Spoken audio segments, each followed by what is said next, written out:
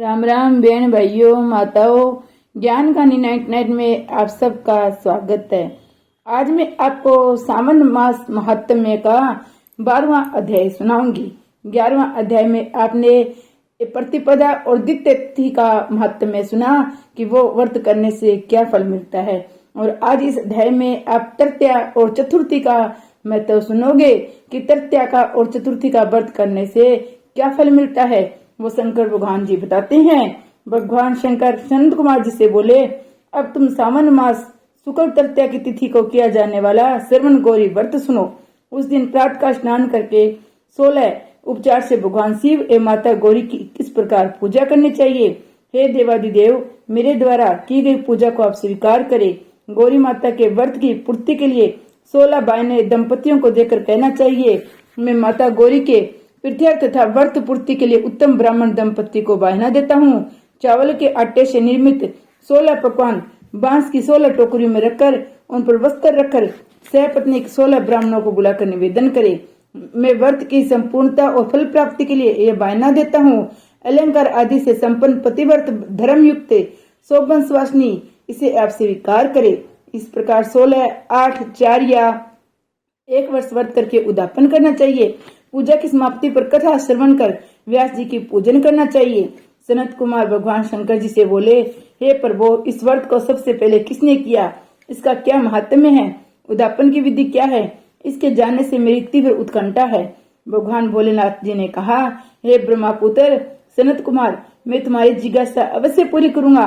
प्राचीन काल में सरस्वती नदी के तट पर सुविला महानगरी थी। उसके राजा का नाम चंद्रप्रभा था। उसकी महादेवी और विशाल नाम की 2 रूप और लावण्य युक्त पत्नियां थी। राजा चंद्रप्रभा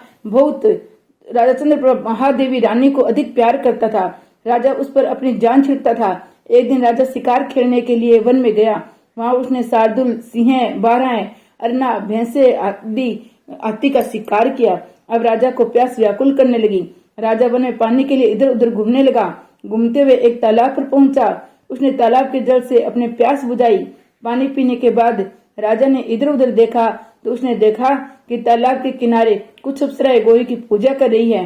राजा ने उनसे पूछा, आप किसकी पूजा कर रही है। अप्सराओं ने उत्तर दिया, हम श्रवण गौरी की पूजन कर रहे हैं। राजा ने फिर पूछा, देवियों, इस व्रत को करने की विधि एवं व्रत का क्या फल मिलता है, बताने की कृपा करें। अप्सराओं ने उत्तर दिया, श्रावण शुक्ल तृतीया के दिन ये व्रत किया जाता है। इस व्रत में भगवान शंकर, भगवती पार्वती का पूजन किया जाता है।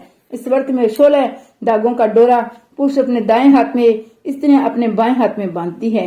ये इस व्रत को करने की विधि है।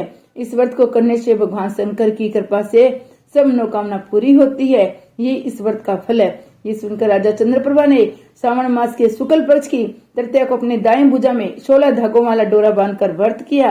राजा ने कहा, हे माता गौरी, मैं इस डोरे को व्रत के लिए बांधता हूँ, मेरे ऊपर आप कृपा करना। इस प्रकार व्रत धारण कर राजा अपने महलों में आ गया। रानी महादेवी ने राजा के दाएं हाथ में बंधे डोरे को देखा तो पूछा, ये क्या है। इस पर राजा ने व्रत के बारे में बता दिया। इस पर रानी क्रोध में भर गई और राजा के हाथ से बंधे डोरे को तोड़कर एक सूखे पेड़ पर फेंक दिया। राजा ने रानी से कहा, ऐसा करना तुमने अच्छा नहीं किया है, ये तुमने माता गौरी का अपमान किया है। इधर राजा की दूसरी पत्नी रानी ने देखा कि सूखा पेड़ डोरे के प्रभाव से हरा भरा हो गया है। छोटी रानी ने उस डोरे को अपनी बाएं भुजा में बांध लिया। ऐसा करने से छोटी रानी डोरे के प्रभाव से राजा के सर्वाधिक प्रिय हो गई। इधर बड़ी रानी व्रत का अपमान करने से राजा द्वारा त्याग देने के कारण दुखी होकर वन में चली गई। वन में वह महादेवी का ध्यान कर पवित्र मुनियों के आश्रम में ठहरी, परंतु मुनियों ने उसे देखकर कहा, अरे पिशाचनी, यहाँ से चली जाओ। राजा और मुनियों द्वारा तिरस्कृत रानी महादेवी घोर जंगल में घूमती हुई थक कर एक जगह बैठ गई। वह गौरी का स्मरण कर पश्चाताप के आंसू बहाने लगी। रानी को दुखी देखकर देवी को उस पर दया आ गई। उसे दर्शन दिए। रानी ने देवी को दंडवत प्रणाम किया, उनकी स्तुति करने लगी। हे देवी, आपकी जय हो, आपको बारंबार नमस्कार है। हे भक्त वरप्रद, आपकी जय हो। हे मंगल रूपे, आपकी जय हो। इस प्रकार भक्ति के द्वारा देवी से वर प्राप्त करके बड़ी रानी ने गौरी अर्चन व्रत किया।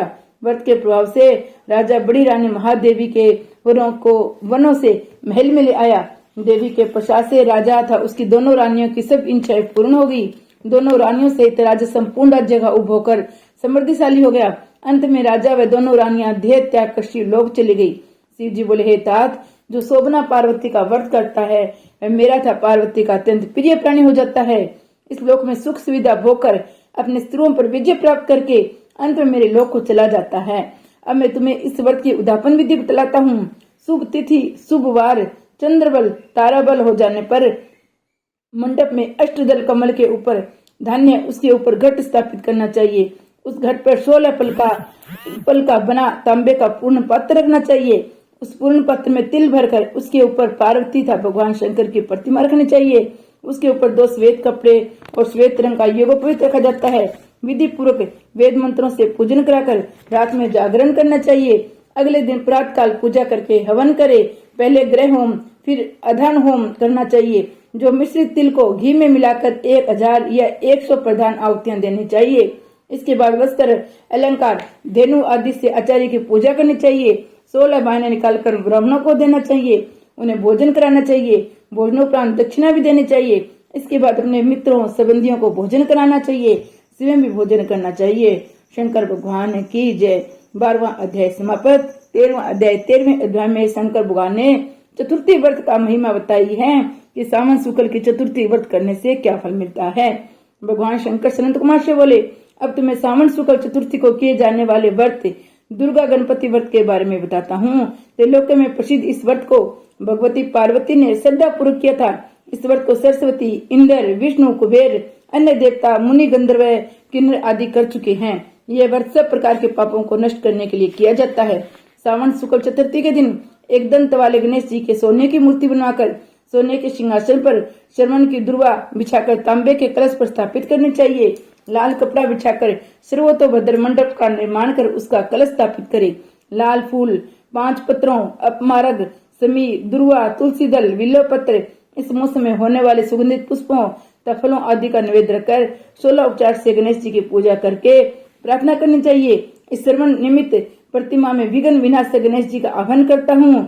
इसमें वे पधारे रत्नों से जड़ित उत्तम श्रवण सिंहासन बैठने के लिए देता हूँ। आप इसे स्वीकार करें। हे पार्वती पुत्र, हे विश्वव्यापिनी, हे सनातन, मैं आपको प्रणाम करता हूँ। मेरे विघ्नों का नाश करे। हे सुरश्रेष्ठ, लाल चंदन चर्चित मैंने भक्ति पूर्वक वन नक्षत्रों को चढ़ाया है।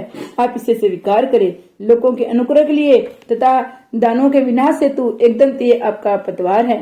प्रसन्नता पूर्वक धूप को स्वीकार करो। इस दीपक को मैं आपको देता हूँ। आपको नमस्कार करता हूँ।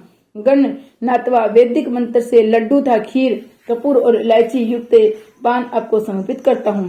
हे गणेश्वर, हे गणाध्यक्ष, हे गजानन, हे गौरी पुत्र, मेरा व्रत आपके प्रसाद से परिपूर्ण हो। जो प्राणी 5 वर्ष तक व्रत कर दापन करता है वह अपने मनवांछित पदार्थों एवं वस्तुओं को प्राप्त कर लेता है। अंत में देह त्याग कर मेरे लोक को प्राप्त करता है। यदि इस व्रत को कोई 3 वर्ष तक करे तो उसे सब सिद्धियां प्राप्त हो जाती है और अंत में मेरे लोक में जाता है। इस उत्तम व्रत को जो प्राणी उद्यापन के बिना करता है यथा विधि पूरा व्रत करने पर भी उसका व्रत निष्फल हो जाता है। उद्यापन अवश्य करना चाहिए। उद्यापन के दिन तिलों को जल में मिलाकर स्नान करना चाहिए। फिर गणेश जी की 1 पल या आधा पल या चौथाई पल की श्रवण की प्रतिमा बनाकर उसको पंचगव्य द्वारा स्नान कराकर दुर्वा से पूजा करनी चाहिए। निम्नलिखित मंत्र द्वारा पूजन भी करना चाहिए। हे गणाधीश, उमासूत, विघ्न विनाशक, आपको नमस्कार है। हे विनायक, हे ईशपुत्र, हे सर्व सिद्धि प्रदायक, हे मस्तर, हे मूषक वाहन, हे कुमार गुरु, आपको नमस्कार है। सभी नामों से अलग अलग पूजन करना चाहिए। पहले दिन अधिवासन करना चाहिए। दूसरे दिन प्रातःकाल हवन करना चाहिए। ग्रह होम कर दुर्वा था लड्डू से प्रधान होम करना चाहिए। दूध था लड्डू के प्रधान होम होने के कारण पूर्णाहुति करके आचार्य आदि ब्राह्मणों का पूजन करना चाहिए। अपने सामर्थ्य के अनुसार अधिक दूध देने वाली गाय बछड़े से दान करनी चाहिए। ऐसा व्रत करने से मनुष्य सभी कामनाओं को पूरी कर सकता है। मैं अपने प्रिय पुत्र के व्रत करने वाले को सभी सुख प्रदान करता हूँ। अंत में सदगति प्रदान करता हूँ। श्री शंकर भगवान की जय। जय गणेश जी महाराज की जय।